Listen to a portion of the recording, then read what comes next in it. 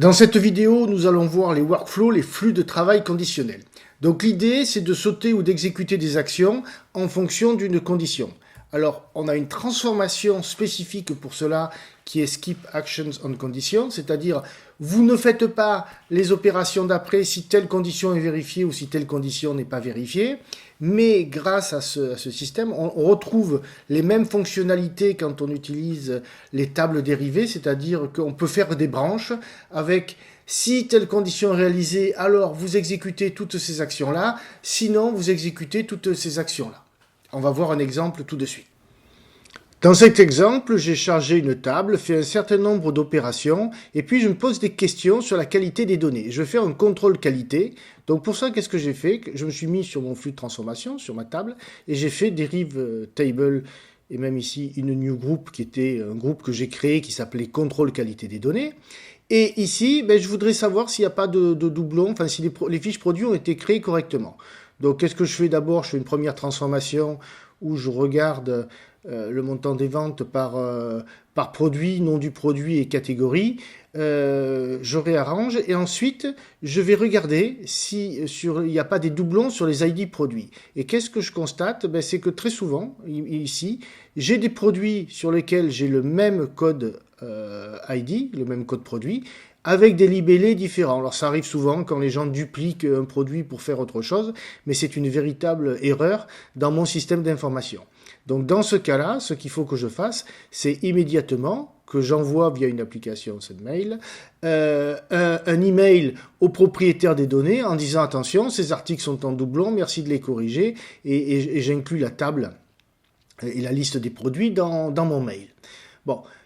Ok, ça c'est très très bien, mais imaginons qu'il est corrigé et qu'il n'y ait plus rien, que la table soit vide. Je ne vais pas lui envoyer un mail. Donc dans ce cas-là, je vais me mettre juste avant et je vais ajouter une action qui s'appelle Skip Actions on Condition. Et là, je vais dire Skip saute le reste des actions si la table est vide. Donc si la table est vide, tu n'envoies rien. Si la table est pleine, tu envoies les produits. Alors on va faire maintenant un problème un tout petit peu plus complexe. On veut bien envoyer un email, bien entendu, si la table n'est pas vide, mais on voudrait également envoyer qu'une fois par semaine le lundi. Alors pour ça, je vais partager ma table en deux. Ici, je fais clic droit, split. Donc là, j'ai bien l'envoi de l'email si ma table n'est pas vide et uniquement le lundi. Et puis ici, je rappelle, c'est une bonne pratique de renommer ces tables. Ici, je vais renommer en disant identification des doublons. Donc là, j'aurai toute la liste des doublons. Et pour faire mon workflow, je vais dire ici, je commence à mettre ici une cause. Et là, vous voyez, est-ce que les actions se font tout le temps ou sur condition? C'est là où je vais mettre ma condition. Si cette table n'est pas vide. Donc si elle était vide, je m'arrête. Si elle n'est pas vide, ce qui est le cas, je continue. Et ici, maintenant, le skip. Voilà, je fais apply. Et le skip, je vais dire, attention, je vais le faire si telle condition est vraie. Qu'est-ce qui est dit ici? Tu sautes le reste des actions si nous ne sommes pas un lundi. Donc ça veut dire que si nous sommes un lundi, au contraire, ça va s'exécuter, le mail va partir. Alors je vous explique comment j'ai construit ma formule quand même.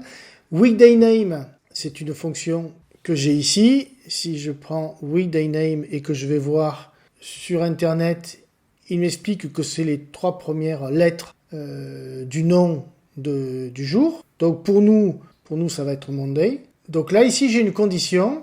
Est-ce que weekday name d'aujourd'hui, c'est lundi? Justement, ça tombe bien, je suis un lundi. Si ce n'est pas un lundi, tu sautes. Donc si c'est un lundi, tu exécutes. Et donc les actions qui seront exécutées sont en vert. Imaginons que